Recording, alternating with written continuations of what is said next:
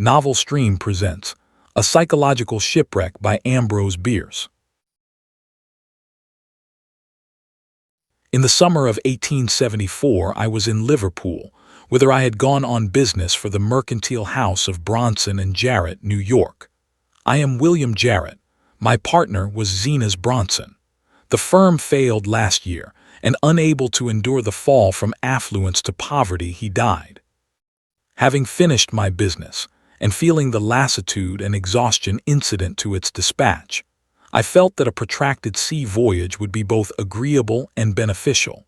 So instead of embarking for my return on one of the many fine passenger steamers, I booked for New York on the sailing vessel Morrow, upon which I had shipped a large and valuable invoice of the goods I had bought.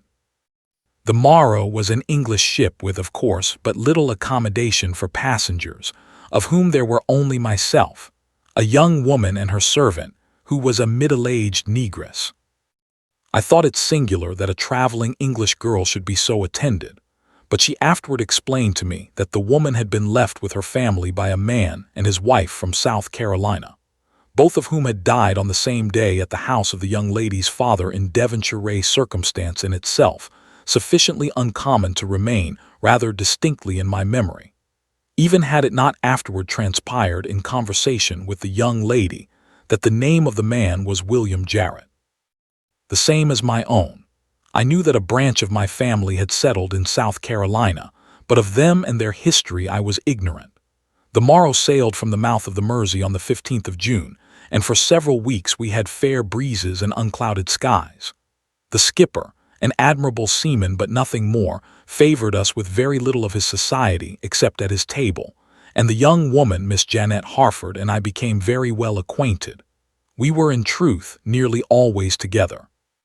And being of an introspective turn of mind, I often endeavored to analyze and define the novel feeling with which she inspired me, a secret, subtle but powerful attraction which constantly impelled me to seek her. But the attempt was hopeless. I could only be sure that at least it was not love. Having assured myself of this and being certain that she was quite as wholehearted, I ventured one evening, I remember it was on the 3d of July, as we sat on deck, to ask her laughingly if she could assist me to resolve my psychological doubt. For a moment she was silent, with averted face, and I began to fear I had been extremely rude and indelicate. Then she fixed her eyes gravely on my own. In an instant my mind was dominated by as strange a fancy as ever entered human consciousness. It seemed as if she were looking at me, not with but through those eyes, from an immeasurable distance behind them, and that a number of other persons, men, women, and children, upon whose faces I caught strangely familiar evanescent expressions, clustered about her, struggling with gentle eagerness to look at me through the same orbs. Ship, ocean, sky, all had vanished. I was conscious of nothing but the figures in this extraordinary and fantastic scene. Then all at once darkness fell upon me, and anon from out of it, as to one who grows accustomed by degrees to a dimmer light, my former surroundings of deck and mast and cordage slowly resolved themselves. Miss Harford had closed her eyes and was leaning back in her chair, apparently asleep, the book she had been reading open in her lap. Impelled by surely I cannot say what motive, I glanced at the top of the page. It was a copy of that rare and curious work, Denneker's Meditations, and the lady's index finger rested on this passage. To sundry it is given to be drawn away, and to be apart from the body for a season. For, as concerning rills which would flow across each other, the weaker is borne along by the stronger. So there be certain of kin whose paths intersecting, their souls do bear company, the while their bodies go foreappointed ways, unknowing. Miss Harford arose, shuddering. The sun had sunk below the horizon, but it was not cold. There was not a breath of wind, there were no clouds in the sky, yet not a star was visible. A hurried tramping sounded on the deck. The captain, summoned from below, joined the first officer, who stood looking at the barometer. "Good God!" I heard him exclaim. An hour later the form of Janette Harford, invisible in the darkness and spray, was torn from my grasp by the cruel vortex of the sinking ship, and I fainted in the cordage of the floating mast to which I had lashed myself. It was by lamplight that I awoke. I lay in a berth amid the familiar surroundings of the stateroom of a steamer. On a couch opposite sat a man, half undressed for bed, reading a book. I recognized the face of my friend Gordon Doyle, whom I had met in Liverpool on the day of my embarkation, when he was himself about to sail on the steamer City of Prague, on which he had urged me to accompany him.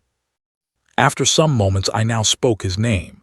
He simply said, "Well," and turned a leaf in his book without removing his eyes from the page. "Doyle," I repeated, "did they save her?"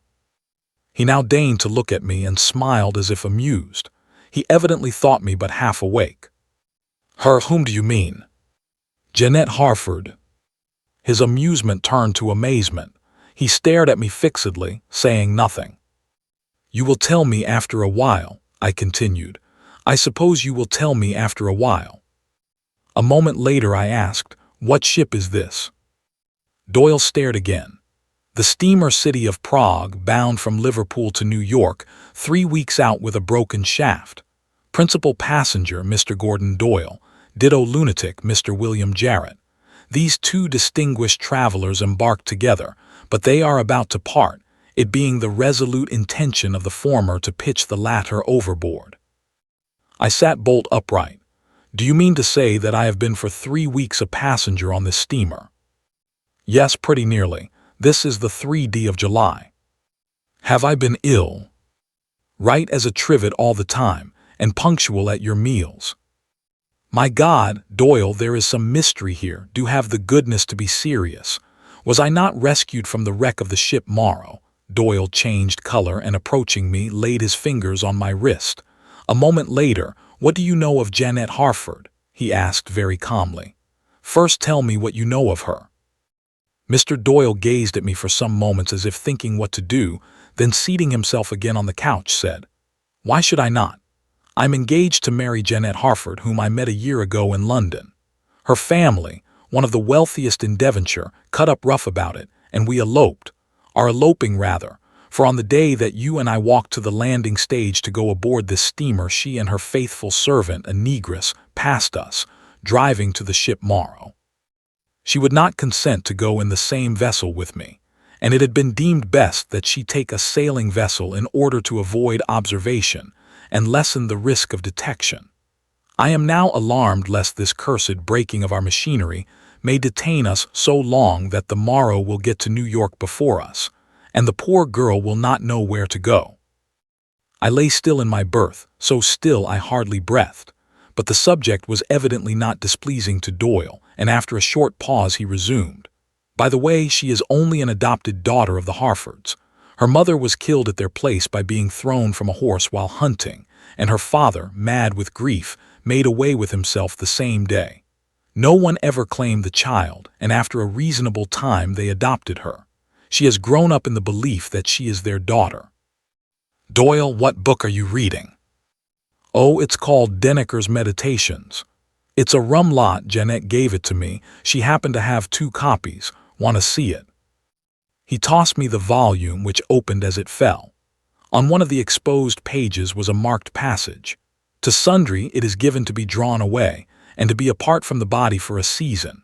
For, as concerning rills which would flow across each other, the weaker is borne along by the stronger, so there be certain of kin whose paths intersecting, their souls do bear company, the while their bodies go fore-appointed ways, unknowing."